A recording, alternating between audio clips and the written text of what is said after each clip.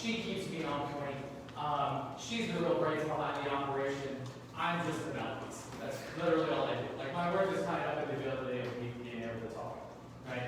And of course, when I say that, I don't really mean it because I use Jay Price. Yeah, we all know that, so we can all laugh at the joke. See, just like that. I'll take first and last all day. All right, so we have been in we've been in Exodus, and tonight we're going to be going over Exodus chapter 32, which is an interesting chapter. Like when you think of Exodus, it's kind of like a story with multiple parts. Kind of the same way that like Star Wars has like multiple parts. Right? And sometimes if you end up in one space, you don't really know what's going on unless you kind of watched all the other things. You don't necessarily appreciate it for what it is unless you kind of know the storyline and how it goes. Right? If you go watch Star Wars and you're seeing the most recent episodes, those are going to feel a little off to you if you don't know where it all began. Right? You're not going to have the joy in that a person who nerds out on Star Wars stuff does, where they geek out and know everything, they're super excited about stuff on stage, and you're like, oh, what's going on? And, like, we need to be able to enjoy Exodus, knowing the whole story, which is why we're taking this walk through Exodus. Now, I bet you guys are also pretty happy that we're coming to the end of it, right? Soon, not tonight. Soon. And I hope that you've been able to glean some stuff, because Exodus, man, it's our story. Like we read in there and we're like, it's their story. It's the story of Israel. But what we oftentimes need to remember is that it's also our story. This is God bursting onto the scene after he's kind of been out of it for a while, right? Like there was a 400-year kind of silence. Joseph comes in to power in Egypt. They go through famine here. Like Israel, really, they have this golden age while they're in Egypt where everything is good. And then over time, Pharaoh's changed, Pharaoh's hearts changed, and they became oppressed to the point where they were treated as if they were subhuman. All sorts of atrocities going on. And so, God steps onto the scene. God is, okay, I'm going to save you. The sin of the world is actually so great. I hear the cry. It actually says that they cried out to God. Right? In the beginning it says, and God heard their cries. You notice, it says they cried out. It actually doesn't say that they cried out to God. I think that's something we should all just kind of sit in for a second. Like when Israel was being oppressed, when Israel was experiencing all that hardship, when they were experiencing all that bloodshed and hopelessness, they cried out. And God heard their cries, but they didn't necessarily cry out to God. They just cried out and He heard. And I just can say, no matter where you fall in the faith line, when you cry out with your heart, God hears you. God hears you. And we need to know that. Because sometimes we think God doesn't hear us unless we decide we're going to follow Him. Right? Sometimes we've got to do that, and then God will start answering prayers. But God answers our prayers in the spaces where we're crying out, we don't even know. So God comes in, mighty hand, all of the plagues, the wonders. He saves Israel. He brings them out with a mighty hand. Israel literally does nothing to save themselves, right? They're helpless, and that's the point. The point is that they had to recognize in themselves they couldn't do it on their own. It wasn't from anything they did. God showed up. God is the one that saved them, and He did it out of His mercy and His love and His compassion, and because He was trying to do something not only in them, but also in the world. A world that up until this point had lived as if He didn't exist. And when we live as if God doesn't exist, when we live our lives as though He is not who He is, we tend to walk down dark roads, we tend to walk down ridiculous we tend to get to places where it's all about us and we're going to get what we want and everybody else, throw around the wayside. Doesn't matter what it is. We let greed, power, right? Those things just kind of run rampant. So, God shows up on the scene, He delivers them, they come out, they give them the commandments, you know what I mean? And here's the thing, Israel is standing before God, there's this list of all of the things, all of the different things they got to do, right? And they are, everybody in Israel, all the leaders, right? Come stand before God, and they're like, yes, God, we're in, right? We're in. Okay, that's beautiful. They're in. God saved them, they couldn't save themselves. They were being oppressed. God saved them. Here we are. You're going to follow. You're going to do like my way. I'm going to teach you a different way to live. I'm going to teach you a different rhythm to live in, right? Which we all talk about as hard. Because they're literally learning a new way in which to live. Because for 400 years they were stuck in pagan culture, right? They weren't the gods that they knew. The gods that they were surrounded by every day were Egypt's gods. And that's what they knew. That's where their bent was. That's where their knee-jerk, their reaction, right? When things went, this is where we go. That gets ingrained in you over a lifetime. It also gets ingrained in you across generations. So, God saves them. God says, here, I'm going to show you a different way to live. And He asks them to enter into covenant with Him. And they say, yes. Right? And then we need to chapter 32. So let's read chapter 32, and then let's talk about it. And then let's talk about our lives. Okay. And first, let's pray. God, I love you, and I thank you for this space. I pray, God, that you will give me the courage to speak the words that you've given me to speak tonight. I pray, God, that they will be illuminated in our hearts, and I pray, Lord, that they'll help us to understand you more and help us to understand our lives better too. God, I pray that in everything you would be drawing us closer to you always, and that you would be using everything for our good and for your glory. God, I thank you for this space, and I turn it over to you. Holy Spirit, please have your way. In Jesus' great name, amen. Okay. So the very last sentence of chapter 31, it should be hard to find if there's a 32 or that says, when he had finished speaking with Moses on Mount Sinai, the Lord gave him 2 tablets of the testimony, tablets of stone inscribed by the finger of God. All right, so God gave them these tablets with the commandments on them. Okay. Just an interesting note. It actually says that they were inscribed with the 10 words. Right? It doesn't, like the Hebrew in there is actually, we take commandments from it and it's the thou shalt not or whatnot, but it was actually there were 10 words. It was 10 words written on the stone. Which is interesting, right? There's a command like it's saying, but there's one word and it meant all of this stuff.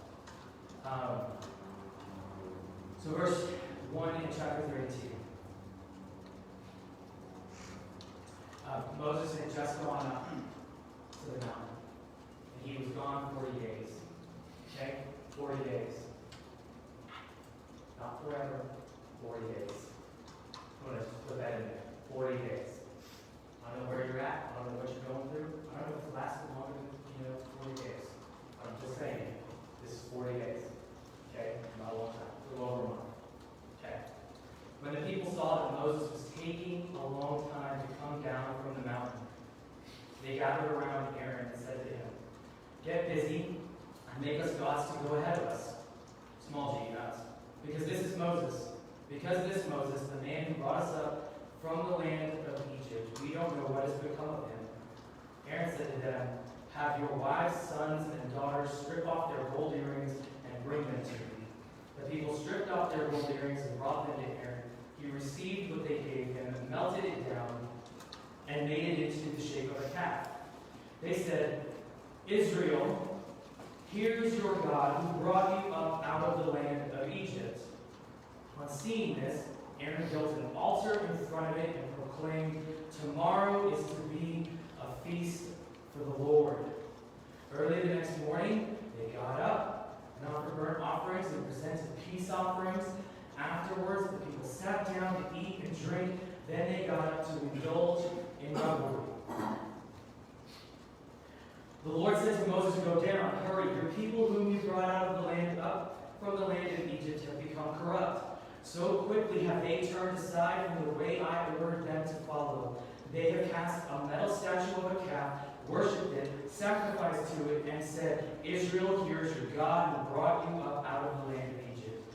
The Lord continued speaking to Moses, 'I have been watching these people, and you can see how stiff-necked they are.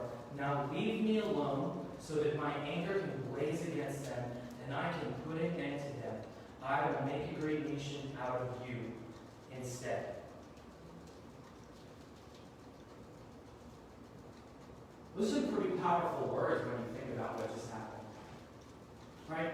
We read this and we're like, "Oh, what's the big deal?" I mean, like, Moses was there, it's taking a while to come down, and they kind of got frustrated, and they had to do their thing, and they started freaking out. So they did this thing. They made a golden calf. Who cares? Right? It's not real. The golden calf doesn't mean anything. It's not real. Who cares?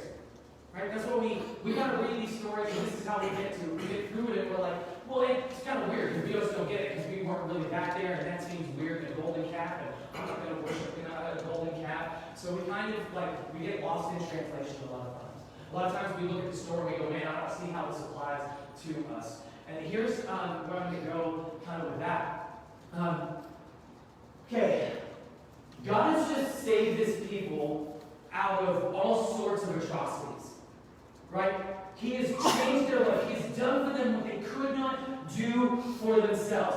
They've entered into covenant, which is somewhat similar to a marriage relationship, right? The marriage relationship is, hey, if everything goes great and it's awesome, awesome. But if the wheels fall off this thing, it's still going to be by your side, right? That's what the marriage covenant is. And that's the covenant that Israel kind of enters into. And this is the equivalent, right, of them being on their honeymoon. And while on their honeymoon, Israel goes out and sleeps with another man in his bed.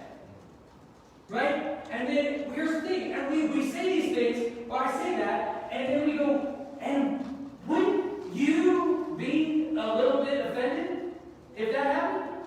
You know what I mean? I'm just saying, wouldn't you be just a little bit offended if on your honeymoon, things were already going that far south? Wouldn't it be right for his, your anger, would it have been righteous, justified in certain ways? And we get mad at God when God shows us that He is 100% against sin. What is the one thing He said to Israel? He said a few things. They said, "No other gods before me. No other gods before me." Hey, listen, live your life. You got it. It's just no other gods before me. And then you look at what happens 40 days, right? 40 days represents a stressor, right? A stressor in life comes, and then all of a sudden Israel goes right back. The golden calf, right? The golden calf was what God had just come in and said, "That's not a God," right? In Egypt, the plague that killed all the livestock, right? That didn't happen in private. That was a very open thing. That was who this God represented. And God had come in and said, "That is not a God." And He showed him, no power. He showed he's got nothing. And then here Israel is on the other side of it, and this is who they turned out to. This God who was shown to have no power, suddenly they're saying, "Hey, you're the one that brought us out of Egypt. You did this." It's almost as if they're trying to resurrect a God that had no power, right? And that's offensive. It's offensive. We don't want to think of it we don't like to think that God gets offended, but He does. And I guess you want to know what the greatest offense to God is? It's sin. It's sin. It's living your life as if He doesn't exist. Or as if the things you do don't matter. And God is serious when it comes to sin. And none of us like to talk about it. So this is going to be a fun evening. I'm hopefully going to put it in perspective for you. But we will see. So, this story right? Act 1 is God's kindness, His mercy, and His initiating toward us. God is coming to His people.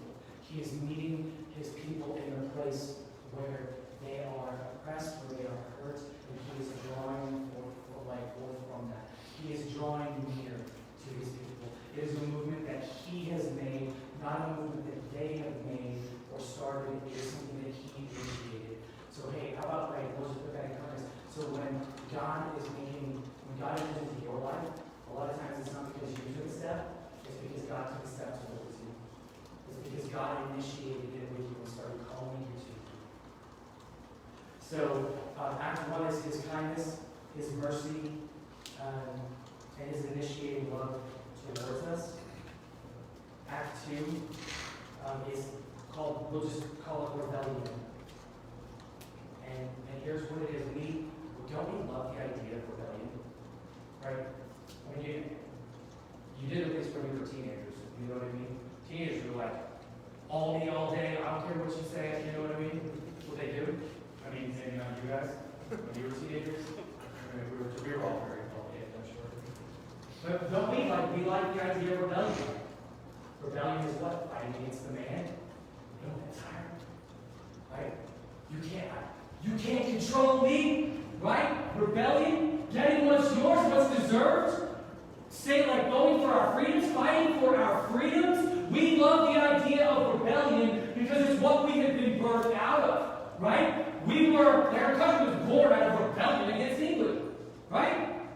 We love that. And when you're talking about rebellion against a tyrant, yes, we're all for it. And if that was the part of the story, that's what was happening in Exodus, man, that would be sweet. Wouldn't it? I mean, it would. We would all hop on board, just like we do with Star Wars, just like we do with anyone, where there's the big bad man, sinister corporation or man or government, and there's somebody trying to fight against you for freedom, for the person who has nothing. We love that story. I've watched that story at least 150 times in my lifetime. You know what I mean? It's like a repeat thing in Hollywood. We love that story. And if that's what was going on, then yeah, man, it would be crazy. But here's the deal. That's not what's going on. There's rebellion. But that rebellion is not against a tyrant. That rebellion is against a kind, merciful, loving God who stepped into the muck and the mire and the hurt and pulled His people out. And that's what we rebel against. That's what we rebel against. And we call it good. We call it good. We say things like, well, that's just how I am. You know? I mean, I know I'm not supposed to go about it this way, but that's just kind of who I am. You know what I mean? That's just the type of person that I am. And we like to justify our behavior by just saying, that's just you. I don't have a choice. No, it's just, I'm a slave to who I am. I can't be not me. You know what I mean? Can't be not me. You know? No, we say things like that. Right? I'll throw it out here, and I love this. I'm going to use this till the day I die. Say it in probably at least 14 services each year. Okay?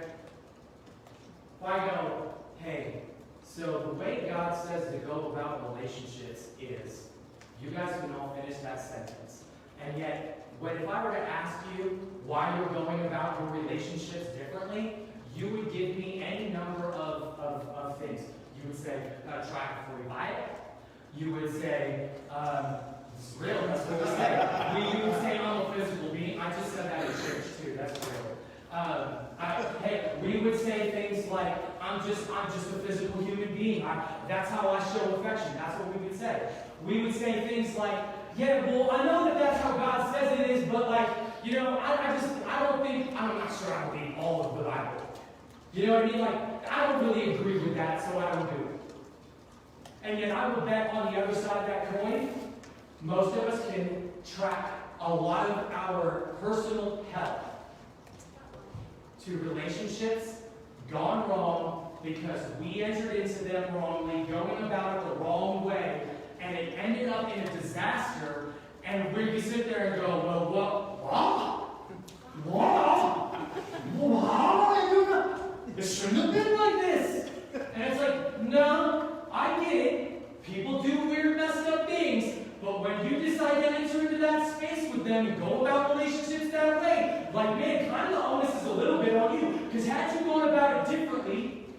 would turn down in a different space. And I will say this, I wholeheartedly believe that this is the reason God says specifically in that area of life why it is so important. There is a draw in that part of life that is stronger on us than probably any other desire or urge that we have in being human. And when we are trying to get to know someone, when we are trying to enter into a relationship with someone, and we take our focus from who they are to what they can give us, all of a sudden we're focusing on the wrong things. Right?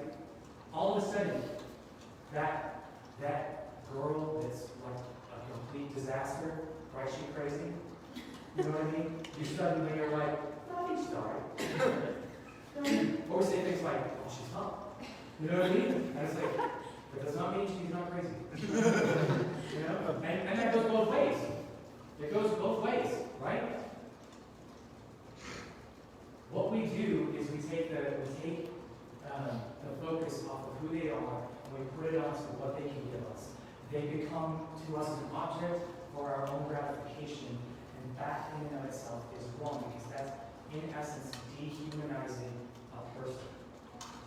And we call that good all day long. We call that good all day long, and then we wonder why so many broken relationships have led to so many broken homes. And I want to point out all of these other things. I'm just telling you, bottom of my heart, having done literally every relationship other than the one with my wife wrong. There's a better way. It's not an easier way, but it's better because when you're focusing on who they are and you're not entering into that sexual space with them and they show the true colors of who they are, you're more likely to be like, oh, red flag, I get it now. Yeah, that's going to work. You know what I mean? Instead of, I think I can handle it. You know what I mean? And let's be honest, I'm going to say it, and I love it. Listen, I've always said I'm going to preach from the, just truth, honesty, all that stuff, right? But, don't we do that? We get into that space and we're like, we kind of overlook the red flag because we're getting some. And because we're getting some, we want to keep getting some. Right? This is how it is. I'm sorry, people online, this is just how it is. So, welcome to Recover Church, right? Legit. I just use that. I don't come from a church background. I didn't come from a church background like that. I lived a lot of life the wrong way, and that's the only way I even knew God's way was the right way. I didn't know because it was like, hey, God's way is good, and I was like, no, I've taken every single wrong road to the end of that road, and that led to my destruction over and over and over and over and over again. And there were times in that it looked like I was doing good. It looked like things were going well. But on the inside, I was a mess. A mess. Holding it together barely. Just making reactionary decisions from here to here, that way. And when you're making reactionary decisions, you know what you look like? A ping pong ball. Right? You never know where you're going to end up. And you're never in control of where you end up. Thank you. I love that. Thank you, time. I appreciate it. So, God says that He hates sin. Right? And He has a reason for it. Because it brings destruction into our lives. Like what we were just talking about. We are talking about a person giving themselves over to a way of life that is apart from what God has intended. And there are just consequences to that. There are. And I know that if we look at our lives, we all know that. We know that there are real consequences to doing life differently than what God says is the way to go about stuff. But what we like to believe is that God put those rules in place because He just wants us to follow them because that's who He is. He just wants obedience. And no, He put all of those things in place because He created this life to work the way that it's supposed to. And He knows what actually brings fulfillment and joy and goodness and fullness into our hearts. Right? But we don't do that. What do? We rebel against the good, kind mercies of God. We are Israel. Right? We are Israel. We are, the stress in life came. It was suddenly really hard, or harder than I thought it was supposed to be. And so I'm just going to return to the very thing that God has just pulled me out of. I'm going to start worshiping the thing that I have just been saved from. I'm going to take the thing that has no power, and I'm going to pray to it, hoping that it can somehow save me. And we start putting salvation into inanimate objects, or other things. Right? Like, we think a golden calf is crazy. Because who does that? Plus, who can do that? You know what I mean?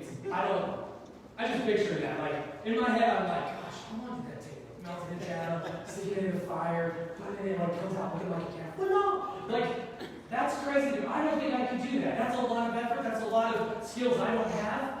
You know what I mean? And I look at that and I'm like, man, they're kind of, like, it's different. It's like, okay, I'm not going to go and do that. But man, we do kind of hail, and like pray on the altar of relationships and of our children and of success and of money and of power and of iPhone and of Google and we do that.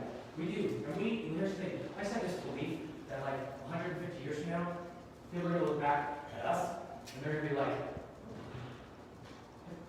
what am I doing? Like really? I just feel like the same way that we look back, we're going to be that way. So, God hates sin. Let's look at what Aaron does in this next little section, and let's learn about ourselves. Okay.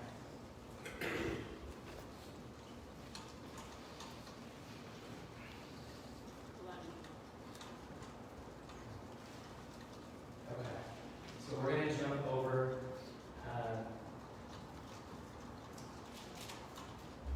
verse 21. Moses said to Aaron, "What did this people do to you to make you lead them into such a terrible sin?" Aaron replied, "My Lord shouldn't be so angry. You know these people. You know what these people are like. That they are determined to do evil. So they said to me, make us gods and go ahead of us because this Moses, the man who brought us up out of Egypt, we don't know what has become of him." I answered them, "Anyone with gold, stir it up." They gave it to me, I threw it in the fire, and out came this calf. It's funny, right? And it is funny, and we have to kind of laugh at it, because everybody's kind of makes you want to cry a little bit. And Aaron is confronted with his sin. Okay? Whatever your name is, was confronted with his sin. Okay? Ready? David was confronted with his sin. And the first thing he had in his mouth was not, "Yeah, I did." No. His first word out of there was, "You know these people? You know them? They're stiff-necked. They're stubborn. Literally, they came in here, they're freaking out." You know what I mean? But like you read this, it doesn't even feel like he gave up a fight, right? He's like, "Give me your gold. Let's do this thing. I'm going to chuck it in the fire. Bam! We got a calf. Let's do this. Let's start praising and worshiping, and we're going to sacrifice. It's going to be great." Right? That's kind of how it feels when I read this. It's like Aaron did not put up a big fight at all. But his response to being confronted by his sin was to do what? Justify himself and try to make himself right. Yeah. Okay.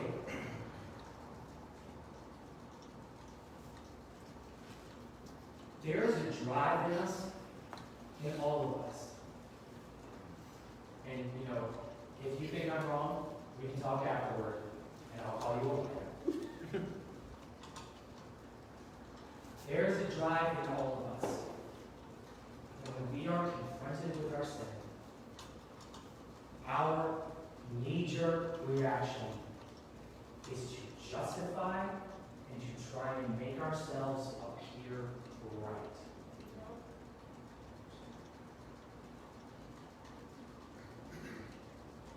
You ever been in an argument with somebody and they said something, so you said something back? You know what I mean? Or maybe you had an altercation with someone and they said something to you, you pushed them. You know what I mean? And then when you get pulled in and you talk like that and you're asked about it, you're like, hey, what happened? You're like, the first words out of your mouth are, well, they did. Right? We like to put all the onus on the other person. Well, they did. And we think that in doing that somehow we're justified. We do it all the time. We do it instinctively. But here's the deal. We can't justify our own sins by the sins of other people. You don't get to justify what you're doing because somebody else did something to you.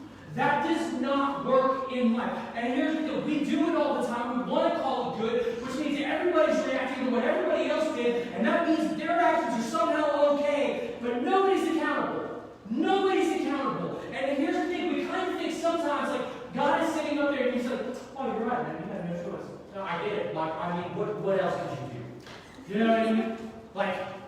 That guy did all of these things. He just said all of those terrible things to you. What choice did you have? You had to retaliate in kind. You had no choice. We like to think that that's where God is, but God's like, no. He never says it's okay to sin against another person just because they did it to you. And I guarantee that probably is all of us a little bit somewhere, right? There's this little voice in you that's well, yeah, but you don't know my story. You don't know. If I told you what was going on, you'd be listening. All right, I get it. You can't do bad things. It's not good. But hey, man, if someone's doing something to you, you gotta ask them. You don't know my story. My story, if you knew my story, you would agree with me. No. Nobody has the authority to make you do anything. You choose that. You choose to respond that way.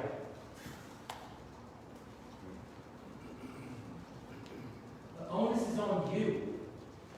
Now, that doesn't mean that people haven't sinned against you, right? Because we're all messed up people, are we not? A little bit? We're faulty. I know I say things all the time that I'm where did that go from? It's weird, right? What just took over my mouth? Said those things. It's terrible. It wasn't me. We all are faulty people. We all have moments where we do wrong things. People will sin against us. And I'm going to say this, probably no one more than the people that are closest to you. Right? And I would say even further than that. No one really more than yourself. No one's going to sin against you more than you sin against you. And here's where I want to go, where I'm going with this. They got into this place and they told me because they were celebrating. And God's response to them being in this place was not, totally fine. His response to them defiling the marriage bed was not, it's okay. Right? And why would it be? His response to their sin was wrath. And God's wrath comes slowly, it builds slowly, his fury becomes quick. And when we enter into places of sin, we don't understand this oftentimes, but we are building God's wrath against us. And at some point that breaks.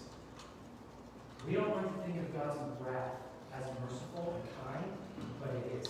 Because he knows the one thing you were meant for was relationship with him, to be in his power and in his presence. He knew that the thing that you needed more than anything else in this life was him. And he did everything he could to give you that exact thing. And when you are trying to substitute him with other things, oftentimes his wrath doesn't look like he comes in and smacks you upside the head and, your life crumbles on you a little bit. But oftentimes we see God's wrath come in the scriptures is he just gives you over to yourself. Right? So he doesn't sit there and go, you gotta follow my way. He says, oh, you think that you think that your worth is going to be found in that spouse? Oh, cool. You're not how it works. Oh, you think that your kids are going to give you value? Oh, Chase, go, do it. Let me just tell me how it works out.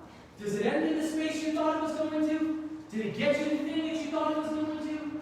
Oh man, you think money's going to be the be-all, end-all? Man, you chase it. Go after it.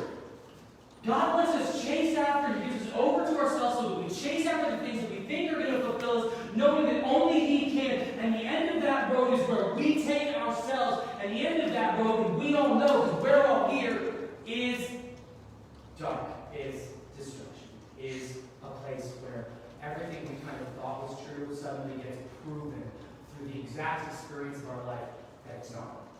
It's not. And then we do this. Hello? How did I get here? God, how did I get here? He's like, I gave you what you wanted. I gave you what you wanted. And God's wrath is merciful because in that space, God is breaking you so that you can see that the thing your heart really needs is relationship with Him. Right? Relationship with Him. That is what's going to change your life. Not money for your circumstances, not the location that you are in. God. Relationship with Him. So, I'm going to kind of end in this space. I want to talk about sin. And I know, I so much fun stuff. Like, I actually like saying the word sin because I know it makes everybody cringe. You know what I mean? Like, it's, you know those things you do wrong? I'd rather be like, your sinful acts. Which you would call it. Right? You're such a sinner. You know what I mean? And I say it because, like, people get so offended by it. They're like, I don't sin, I'll sin, bro. I'll sin. They're also sinners. You know what I mean? And, like, I love it because it's not a little bit, it's shock value to me. Right? But because it's been so railed against, I actually have now fallen in love with the word, right? It's like when a word is cool, I don't really like it, but when a word becomes uncool, I'm suddenly like, yeah, word is sweet. Right? You know? I'm really trying to bring back the, player. You know what I mean? What's up, player? You know what I mean? Like, that's straight out. It took a long time ago. Yeah, my kids all walk in, they'll be playing Xbox, and they're like, whoa, what's up, player? Keeping it around the streets. That's it. Anyway, you're like, what does that have to do with anything? Nothing. It doesn't. It's sidetracked. Okay, we'll come back. So we're going to talk about sin, and here's the thing. I want to put it into an illustration, and listen, I'm not the first person to illustrate it this way, so I just want to make that clear. Like, this isn't because I'm so creative, but like, oh, so good. No, this is something that I have found very helpful in my own life as a way of understanding what sin is and how it works and what it does to us. There is a thing called heart rot. You guys know what heart rot is? Heart rot. Heart, as in your heart rot. Okay? Heart rot. Okay. Heart rot is a thing that happens with trees. It's like a fungus gets inside of them, right? And it starts to eat away at the insides of them. And have you ever been in the woods and you kind of seen a tree that's been knocked over and the inside of it was hollowed out? That's heart rot. And while it is happening, it doesn't happen immediately. It doesn't happen quickly. It happens little bit by little bit over a long period of time. And it just takes this thing that looks so massive and strong on the outside, and for all intents and purposes, the tree looks like if you were to run up to it and hit it, you would break your head. You know? Or if you were to drive your truck into it, it would just, your car would just blow up like it does in the movies. You know? And on the inside of it, right, that's external. On the inside of it, it's rotting away. And the more and more it happens, it gets to a point where just normal sized dude come over and push it over. Sin is kind of like that. when we are sinning against the Lord, when we are living in active rebellion against Him, it's infecting our heart. It's infecting the inside of us. And though externally you might look like you're doing great, just the way I did, internally, you're a disaster. And that's why we see people who you think are walking this amazing life, and they're not being honest about the things that they're really struggling with, and then one day, that mighty yoke falls, right? That relationship. What happened to that relationship? I thought that was so good. Right? What happened to that guy? Like, I've had everything. I can't, what happened? Right? We have these moments. We all know this. You see it in the news. You see it everywhere. People that we think are doing great and wonderful, and they're strong, and they're living for God, and then turns out that they're hiding some deep sin, and they've been hiding it for years, and then finally that sin came to light, and it just broke them.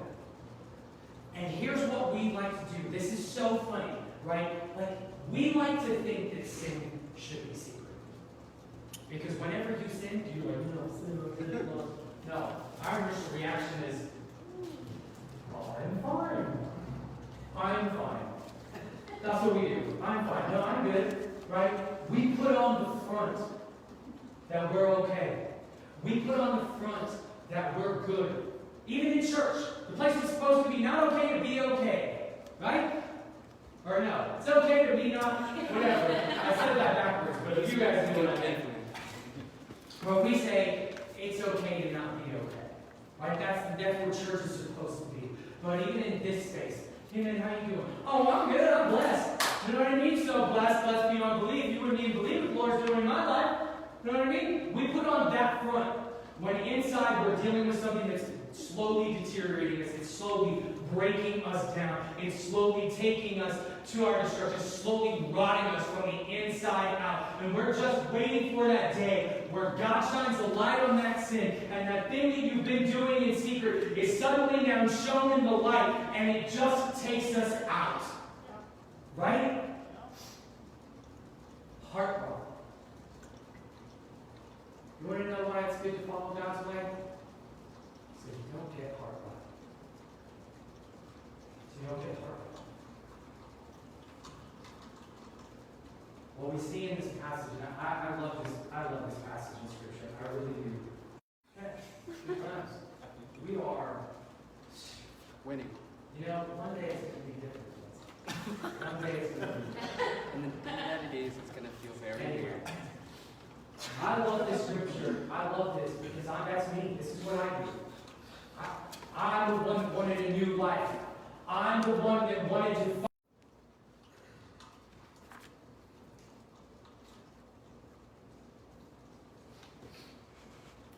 And then when the little stresses of life came, I turned back to the things that I shouldn't be turning back to. I went back to the very thing that would bring me destruction in my life. I went back to the very thing that was going to rot me out from the inside over a long period of time until I was just a hollow man. And the beauty is that Christ calls us into a different space. He calls us into a new life. Right? Like what we see in Exodus is this picture of what Christ is going to do for us. He shows us the way. He's the one that atones for our sins.